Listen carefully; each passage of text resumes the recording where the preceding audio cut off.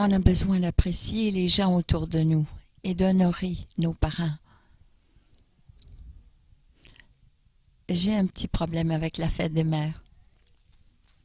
Parce que ce n'est pas la journée de l'Église. Toutes ces attentes, ces pressions, et c'est devenu phénoménal.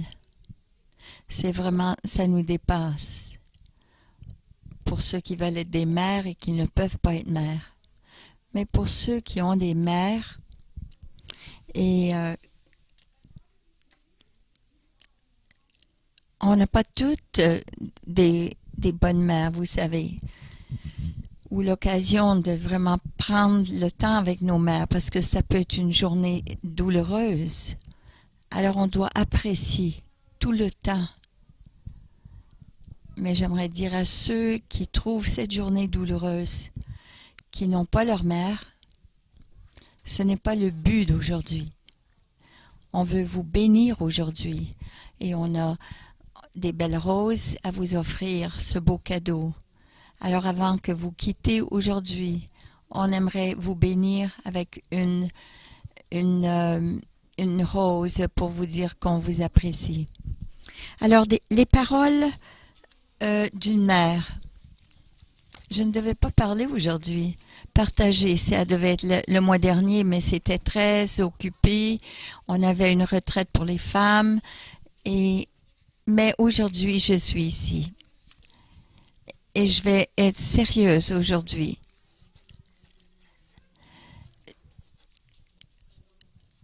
Je ne vais pas mettre ma mère sur un piédestal, mais j'ai vu l'héritage que j'ai eu de ma mère et ce que ma mère, elle m'a dit. Il y a cet enregistrement dans ma tête qui se passe et les choses, des paroles que ma mère m'a dites. Alors aujourd'hui, j'aimerais partager avec vous ce que ma mère m'a dit. Et une des choses que ma mère m'a dit qui est restée avec moi, et je m'en rappelle encore, c'est que je suis aimée et je suis créée avec un but très particulier, le dessein de Dieu. Je ne suis pas un accident. Et je t'aime aussi. C'est ce qu'elle m'a dit. Et ça, c'était une des fondations qui m'a été laissée. D'entendre ce message avec constance que j'étais aimée de la part de Dieu, mais de ma mère aussi. Elle m'a aussi dit, « Oh, quand tu seras plus vieille, les choses vont changer. » Et vous savez, lorsque je grandis, les choses étaient différentes, c'est vrai. Les choses sont différentes lorsque je deviens plus mature et que j'ai plus d'expérience.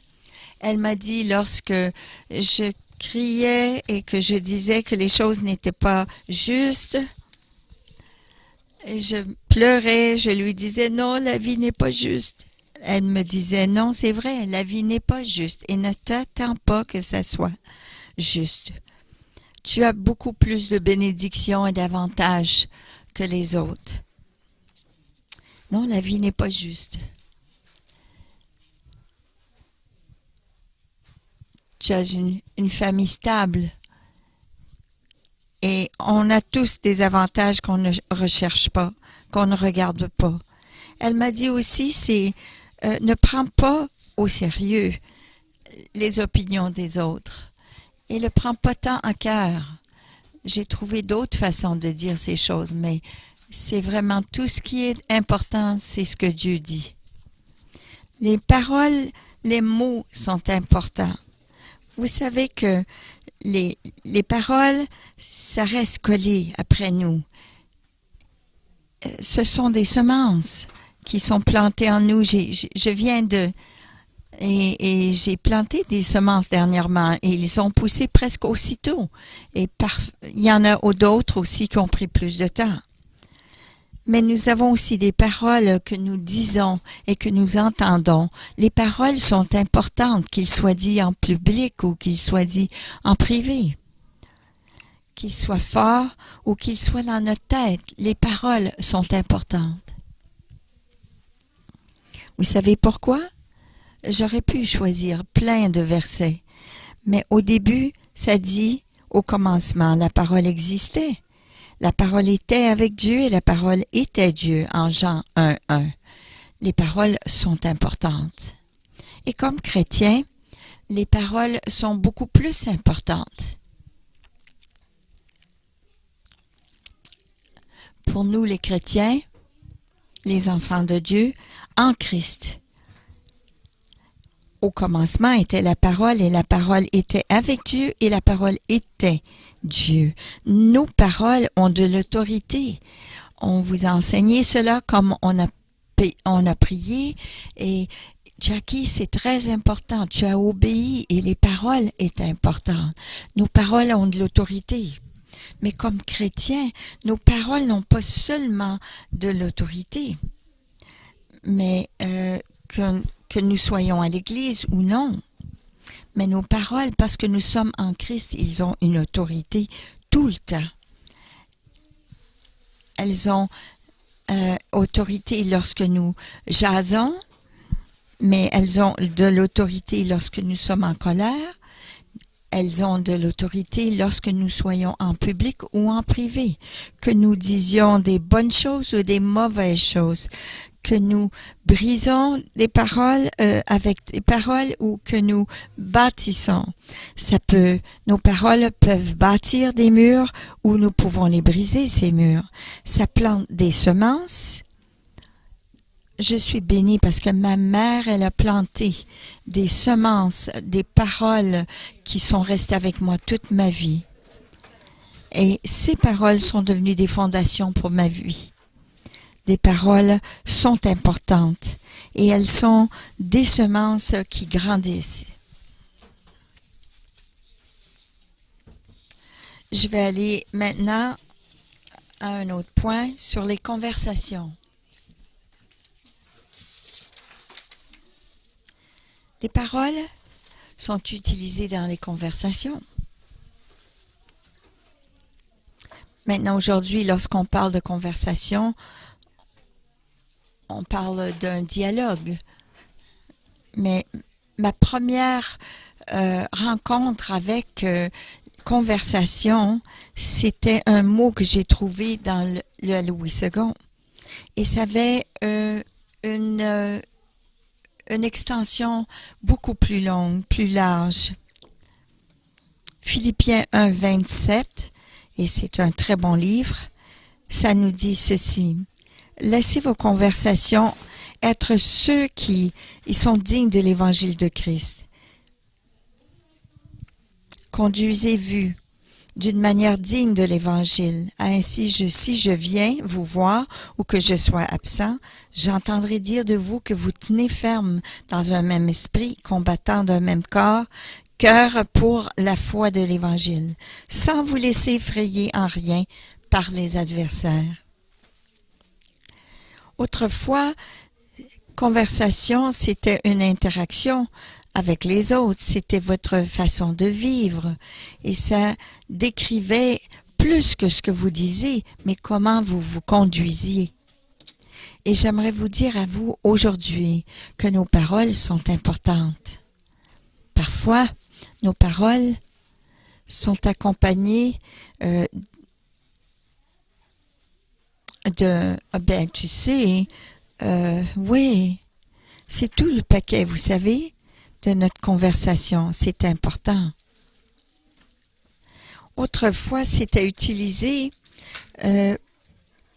c'était qui nous étions et démontré plus par la façon qu'on se conduisait. La conversation. Il nous dit ici,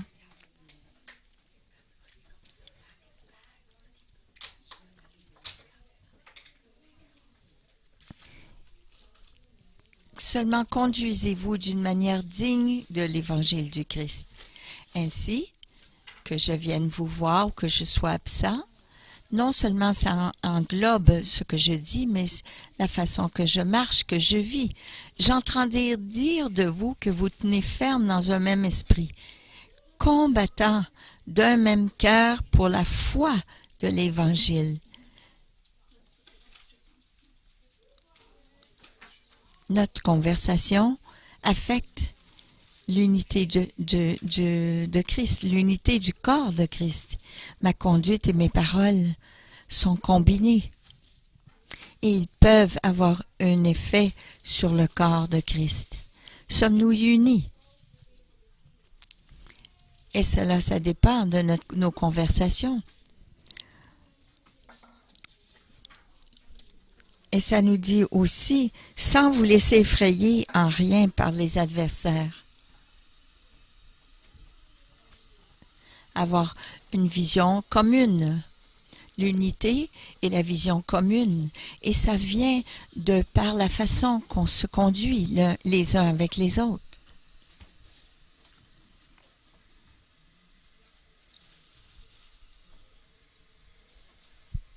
Alors la conversation a un impact direct sur l'unité de la famille de Dieu. Il y a eu des conversations que moi j'ai participé et je vais rentrer à la maison et je vais dire oh, il y avait quelque chose, mais je rentre à la maison et il me semble qu'il y a eu quelque chose qui n'est pas correct. Alors j'appelle ça hic. Oui, ça peut être la confusion, ça peut être contaminé, ça peut être je suis en colère ou je me sens sale ou je suis vraiment contaminée, vous savez, par les paroles qui ont été dites. Et parfois en colère ou plein de crainte. Et dans mon expérience dans le passé, souvent, il y a eu un élément où quelqu'un se plaignait à moi, mais de quelque chose, ou le plainte de quelqu'un d'autre. Lorsque j'écoute des plaintes ou même du commérage, et ça vient dans des déguisements.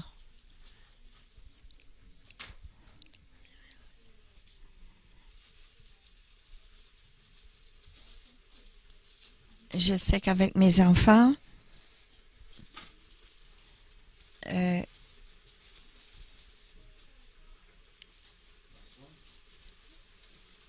vous savez, parfois on dit des choses aussi de nos enfants, de nos épouses ou nos époux, et on dit des choses en blague, mais vraiment, ce n'est pas de bon goût. Ça maligne quelqu'un.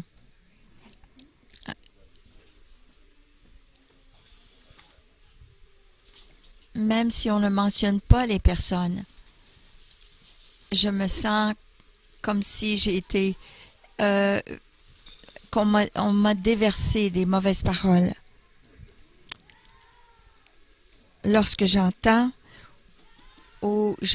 quelqu'un, on a parlé en mal de cette personne, eh bien ça vient me contaminer.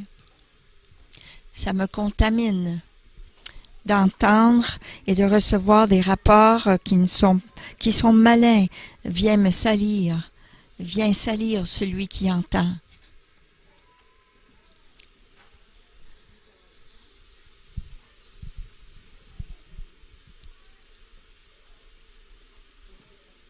Et parfois, je deviens disconnectée. Et je ne peux pas avoir cet amour, cette compassion envers l'autre que je devrais avoir, cette compassion et cet amour qui vient de Christ. Lorsqu'il y a dans une communauté chrétienne que nous sommes distraits, que nous ne sommes pas en unité, nous sommes distraits du dessein de Dieu pour nous. Parfois, on n'a pas l'énergie ni la vision pour évangéliser comme on devrait. Lorsqu'on est confus en ce qui concerne ce qui est important. Et moi, comme mère, je devrais dire, regarde d'où ça vient, tout ça.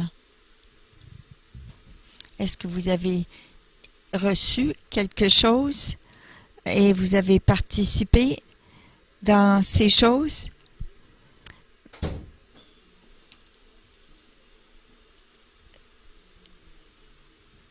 mais ça tombe dans la même catégorie que ces mauvais péchés dont on parle, que ça soit envier, vouloir faire le meurtre ou de dire des mensonges. Et dans cette même liste, ça parle de le commérage. Et je me demande comment ça se fait, ça devrait être dans la même liste qui est des choses vraiment mauvaises.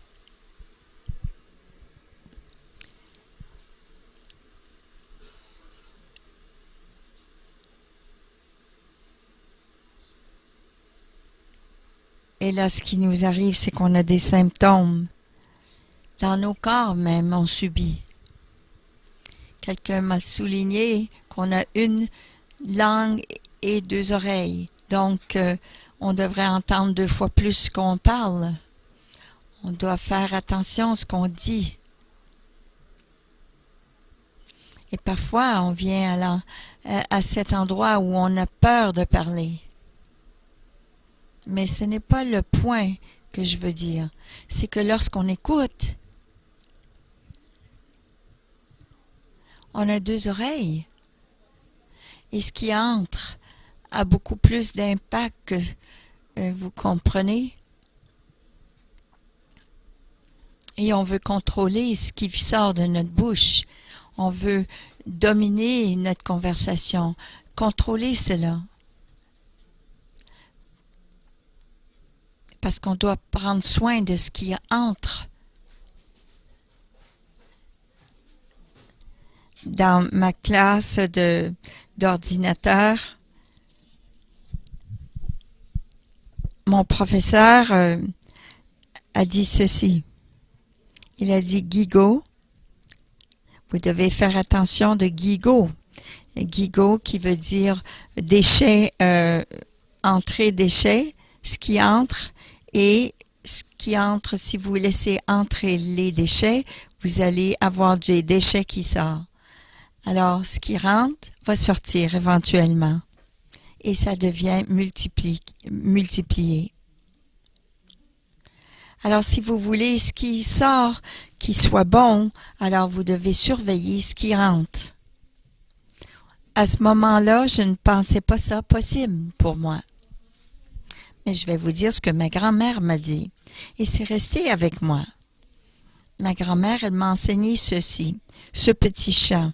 Et ça disait ceci. Ça disait, fais attention, petite bouche, ce que tu dis. Fais attention ce que tu dis, parce que le Père céleste qui est en haut te surveille. Et puis ensuite, ça disait, fais attention, petites oreilles, ce que tu entends. Fais attention, petites oreilles, ce que tu entends.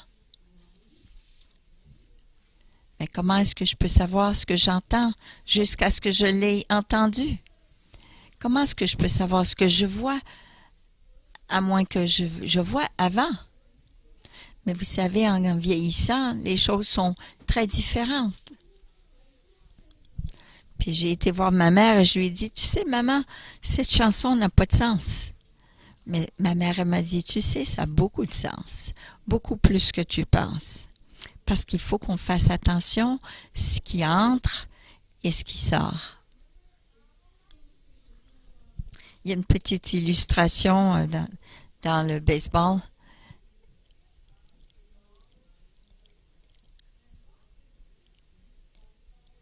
Et puis, celui qui est là et qui lance la balle à celui qui est au batteur, il peut détecter de la façon quelle sorte de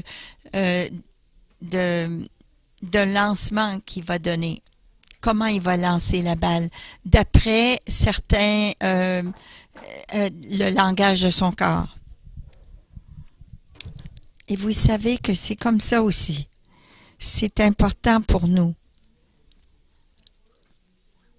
On peut regarder des comédies à la télévision et puis puis on voit comment les gens s'abaissent les uns les autres et on appelle ça du divertissement. On voit les gens du monde qui sont admirés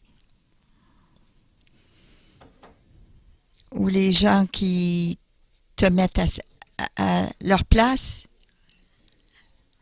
Et c'est admiré ce genre de choses dans le média. Et on peut se permettre d'écouter et de voir ces choses sans dire quoi que ce soit.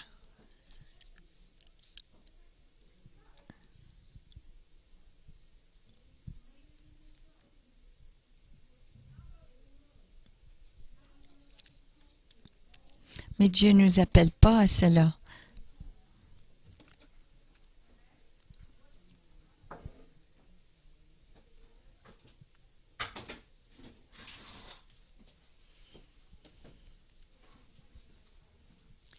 Lorsqu'on utilise une autre personne et on les abaisse pour notre propre plaisir ou bénéfice, c'est vraiment malin.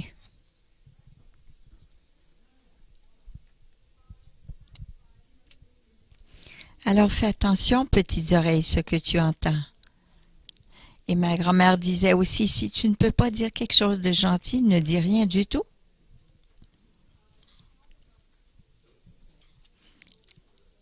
Elle a aussi dit, et je ne pouvais pas comprendre cela non plus. Je voulais lui dire ce que mon frère et ma sœur ils faisaient. Puis là, elle disait, ne sois pas bavarde. Ou ce qui se passait sur le terrain de jeu à l'école. Mais comme un enfant, ne sois pas bavarde, ça voulait dire, tais-toi. Mais c'est important de dire à la bonne personne. Il faut qu'on fasse attention que ça ne soit pas néfaste et que ça destructif envers les autres.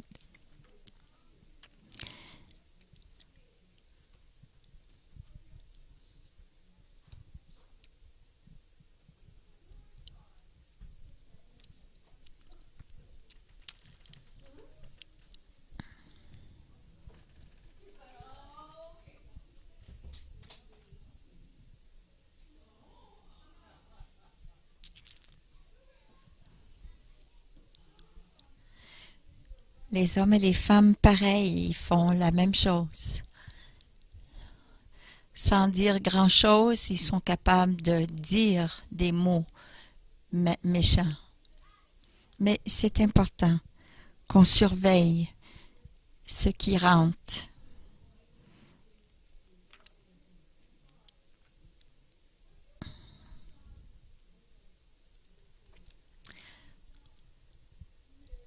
C'est un peu comme le divertissement aux nouvelles où on parle des célébrités. Bloomington, Illinois, United States, plus 13098252934. Lorsqu'on ne surveille pas nos oreilles et ce qu'on regarde, ce qui sort sont des évidences dans nos vies qui nous amènent à une confusion, un état de confusion. On devient confus de ce qui est important, ce qui est prioritaire dans notre vie. Et qu'est-ce qu'on valorise? On amène le désordre dans notre vie. Et les choses ne s'enlignent pas. De participer dans ces choses, même dans les rapports malins, ça augmente notre crainte. Et notre crainte de l'homme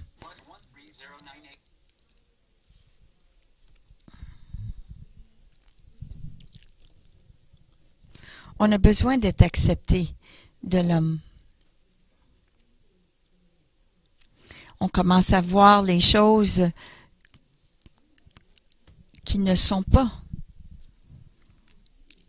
Et on perçoit les choses qui ne sont pas vraies.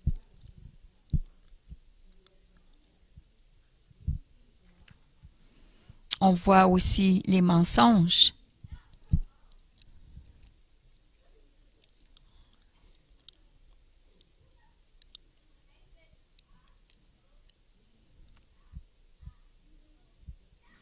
On ne sait pas ce qui se passe.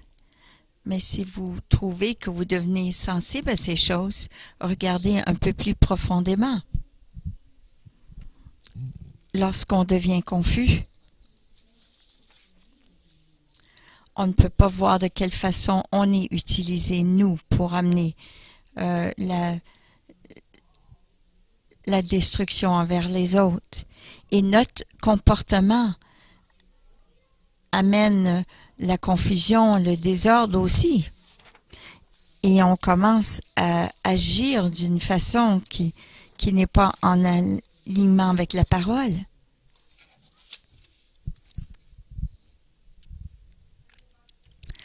On peut dire, oh, je me sens pas confortable, et ça amène la division dans le corps de Christ.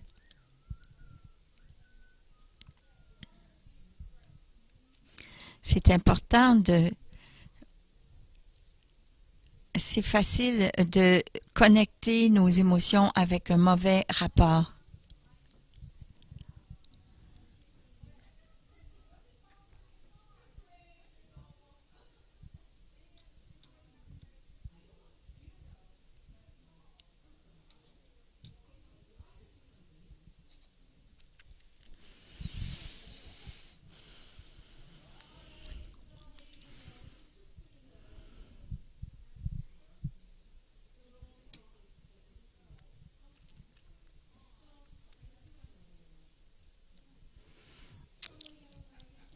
Alors, une jeune femme, elle pense, oh, ma belle-mère, elle est comme ci, elle est comme ça.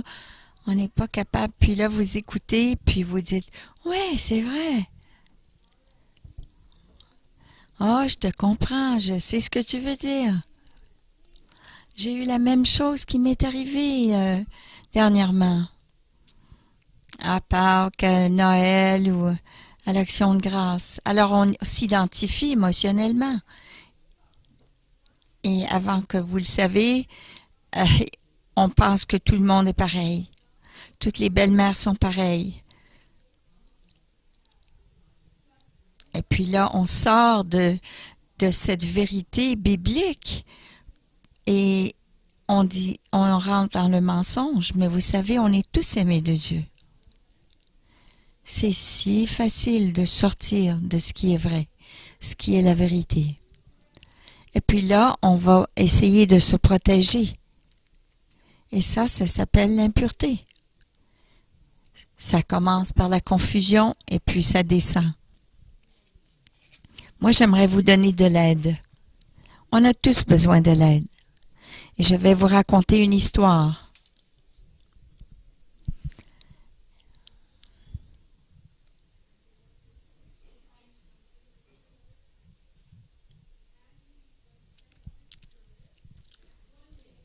Un jour, je marche dans la rue. Puis il y a un gros trou sur le trottoir. Un trou qui est très profond. Et je tombe dedans. Je suis perdue. Je suis sans aide. Je suis seule. Et ça me prend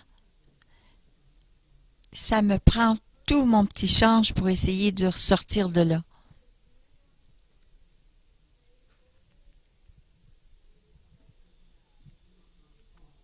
Puis là, je dis, c'est pas de ma faute. Chapitre 2.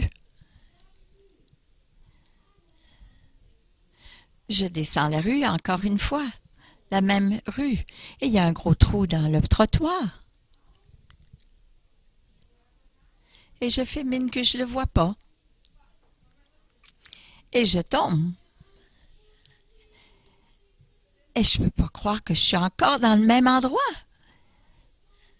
Dans le même trou. C'est pas ma faute, par exemple. Et puis, ça me prend éperdument pour sortir de là.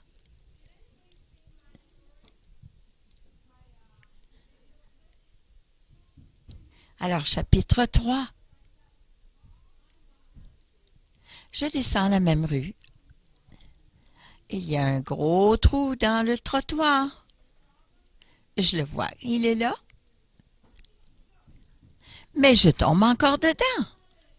C'est une habitude. Mais mes yeux sont ouverts. Je sais où je suis. C'est ma faute. Puis là, j'en sors tout de suite. Ce que je vais apprendre, chapitre 4. Je descends la même rue, il y a un grand trou dans le trottoir. Et je fais attention. Je marche autour. Je fais circonspection. Je marche autour jusqu'à l'autre bord. Chapitre 5. Chapitre 5. Je descends une autre rue. Et je ne vais pas. Je ne prends pas le même chemin. Alors vous allez vous demander pourquoi je vous dis une histoire comme ça. Mais c'est vrai, vous savez, dans la vie, on se trouve en difficulté. La première fois, je ne sais rien de ce qui se passe. Mais pour surmonter ces choses, pour trouver un autre chemin, premièrement, on doit être éveillé. On doit être au courant, on doit savoir que de descendre cette rue-là, il y a un trou là, et ce qui m'a amené là, je dois éviter à tout prix. Alors, faisons attention des conversations qu'on a. Et soyons attentifs des conversations qui apparaissent être bien, mais qui deviennent des mauvais rapports. Prenons responsabilité. Et voyons, faisons attention à ces conversations et comment est-ce qu'ils nous amènent dans des trous. Prenez responsabilité pour votre propre conversation.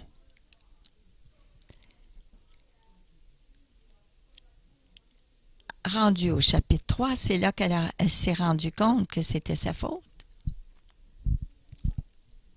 Alors, il faut prendre responsabilité. Il ne faut pas juste dire « Ah, je peux pas. » Tu sais, il parlait, mais non. Il faut avoir une stratégie. Il faut marcher autour du trou. Vous comprenez? Il faut éviter ce trou-là à tout prix et marcher sur une autre rue. Mais il y a des stratégies qu'on peut utiliser dans les conversations. On parle d'une personne qui n'est pas présente et je ne voudrais pas, moi, qu'on parle de moi de cette façon.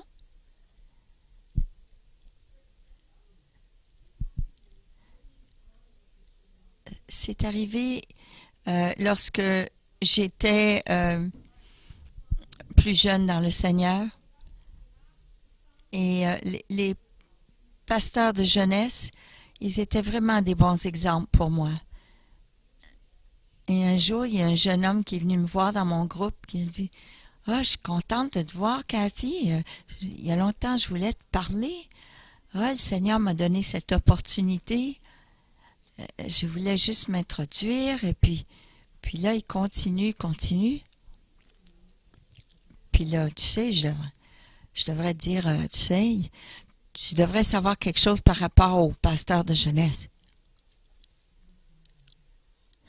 Tu sais qu'ils enregistrent toutes leurs conversations téléphoniques.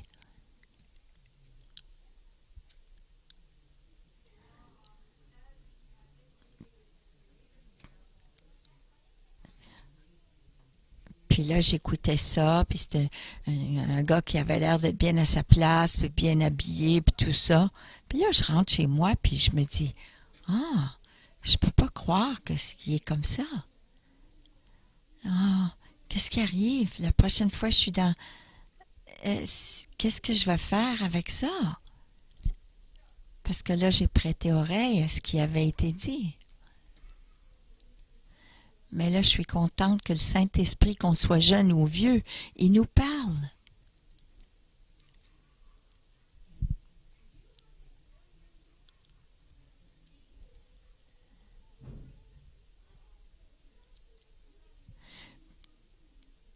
là, je suis allée voir celui qui menait la louange. Et puis, j'ai dit, j'ai entendu ça de toi. Et puis là, j'ai vu de quoi le regard dans sa figure. Puis je suis contente que j'ai été le voir pour lui dire.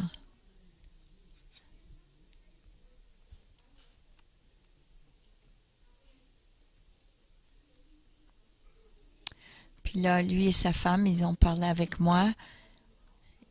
Ils voulaient connaître ce jeune homme. Et puis là, le plus que j'ai vu que ces choses-là étaient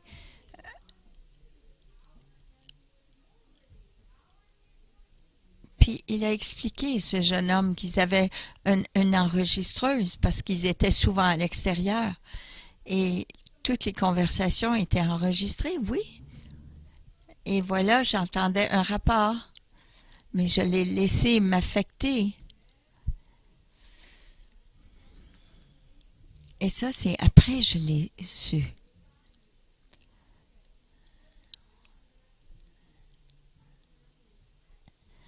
Ce sont des choses que je sais, mais je n'applique pas toujours. Mais si quelqu'un est en train de parler, elle dit, il doit aller tout dès le début pour vous dire tout ça. Une bonne question qu'on doit se poser, c'est est-ce que c'est quelque chose que je dois entendre? Est-ce que je suis dans ce cercle-là?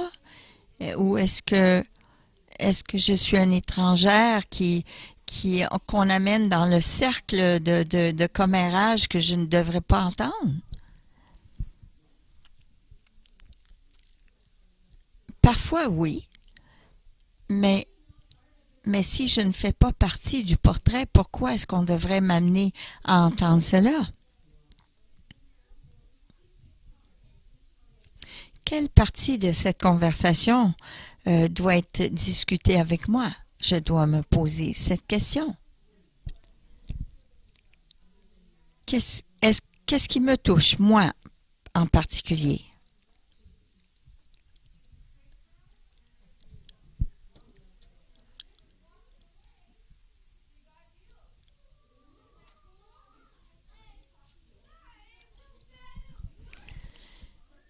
Mais des rapports malins peuvent vous amener à être d'accord avec des choses qui ne sont pas correctes.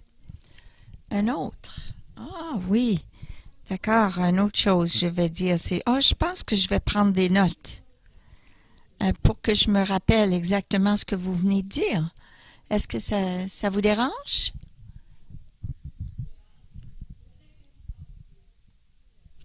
Oui, ça peut les arrêter de parler.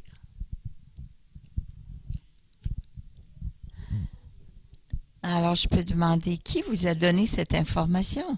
Est-ce que vous étiez là? Ou est-ce que vous êtes en train de me partager quelque chose que vous avez entendu dire?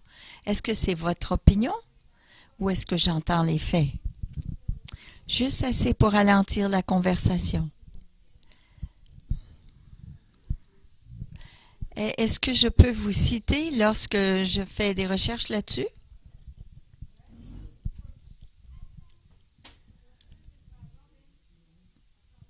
Est-ce que je peux mettre un nom à cette rumeur?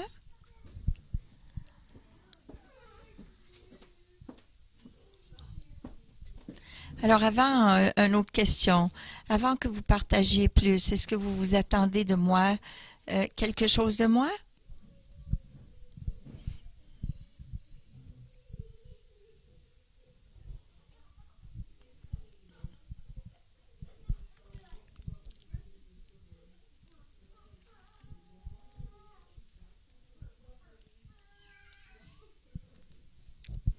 Quel est le but de cette plainte?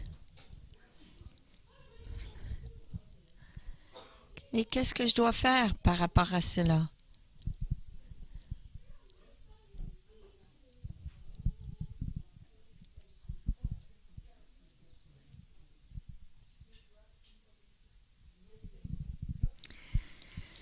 Qu'est-ce que vous vous attendez de moi? Est-ce que vous voulez que je partage cela ou vous voulez que je prie?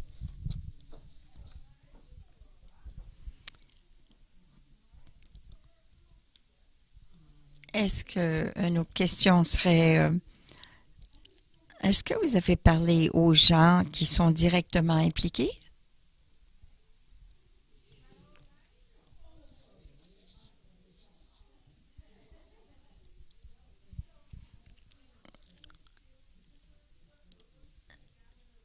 Et si vous vous attendez à une réponse de ma part, une réaction, je dois prier et chercher des conseils avant de répondre.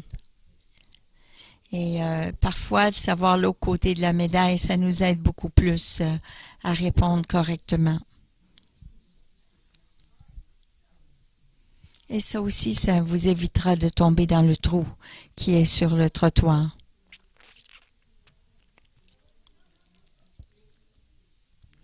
Vous savez, c'est la fête des mères et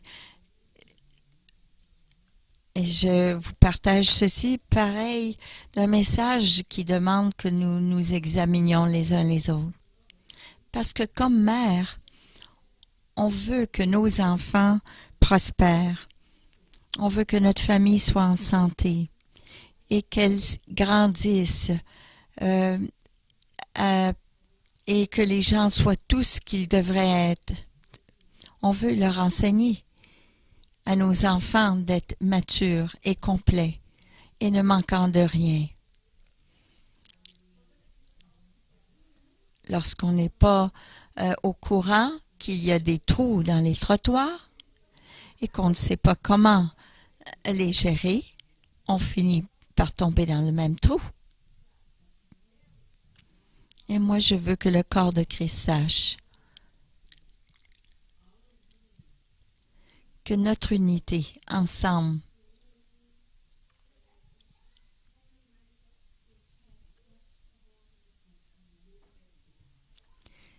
ce commérage a beaucoup d'effets horribles sur le corps de Christ. Lorsqu'on voit Christ dans le jardin de Gethsémani et qui prie,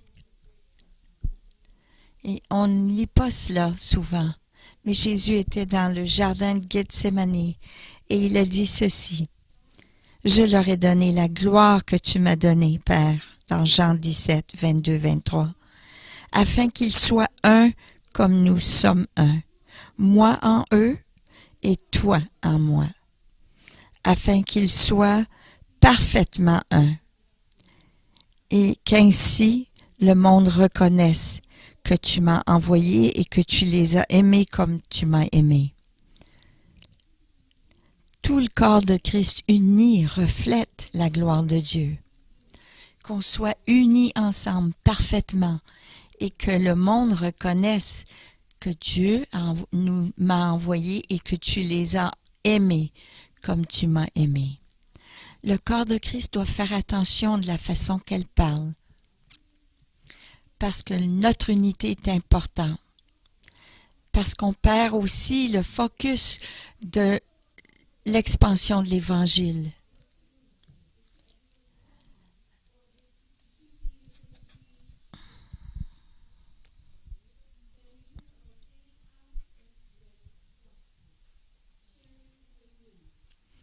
Il faut partager la bonne nouvelle, être des témoins.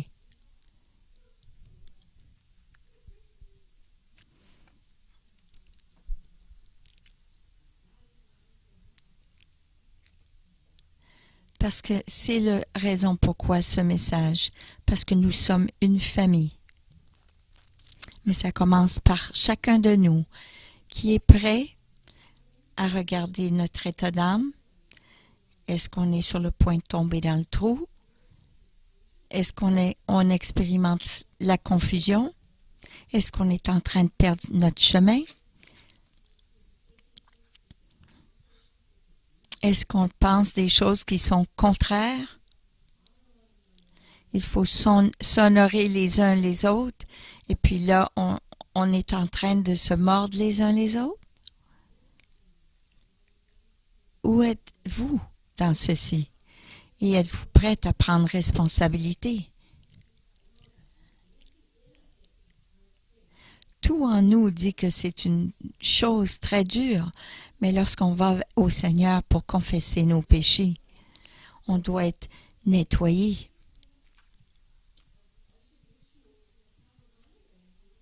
Ça ne prend pas de rituel, ça ne prend pas une pile d'argent, mais est-ce qu'on est prêt à prendre responsabilité? Et comme les enfants de Dieu, on peut marcher dans la liberté que Dieu nous offre et avoir les stratégies, les habiletés qu'on a besoin et d'être en sécurité. Toutes ces choses que ma mère m'a enseignées.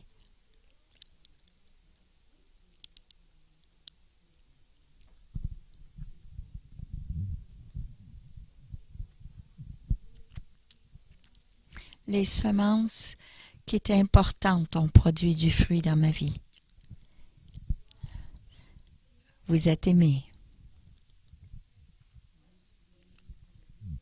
Dieu vous a créé pour un dessein particulier. Vous n'êtes pas un accident. Et je vous aime. Je t'aime aussi.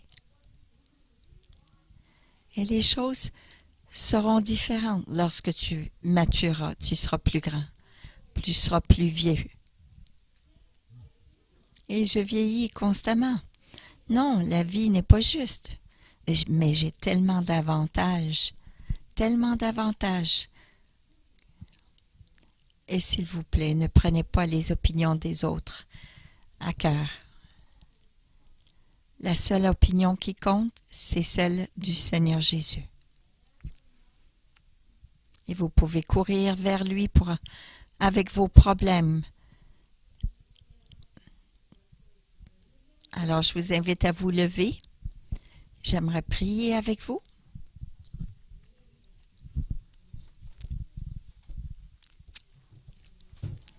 Et ensuite, on va célébrer ensemble.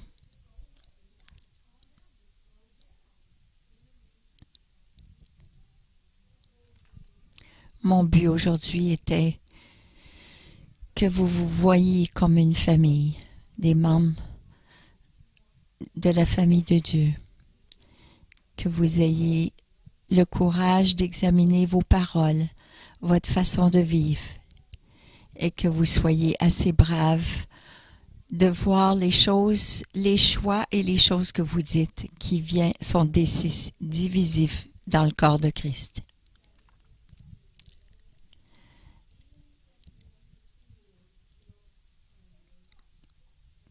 Et faites attention à ce que vous entendez, ce que vous voyez, parce que même de participer à cela peut vous faire des dommages. Alors trouvez des stratégies qui amèneront la gloire de Dieu. Alors Seigneur Dieu, nous te remercions pour la famille de Dieu. On a ton nom, on a été choisi par toi. Nous te remercions pour les familles que nous avons. Nous prions la bénédiction de Dieu sur eux, sur nos parents. Et Seigneur Dieu, nous nous offrons nous-mêmes devant toi et que nous puissions avoir des conversations. Notre façon de vivre, notre façon de marcher et de parler reflète ce que tu nous as donné. Et que nous puissions marcher chaque jour de plus en plus en toi et toi en nous, que le monde voit notre amour les uns pour les autres et qu'il sache que tu es le chemin, la vérité et la vie.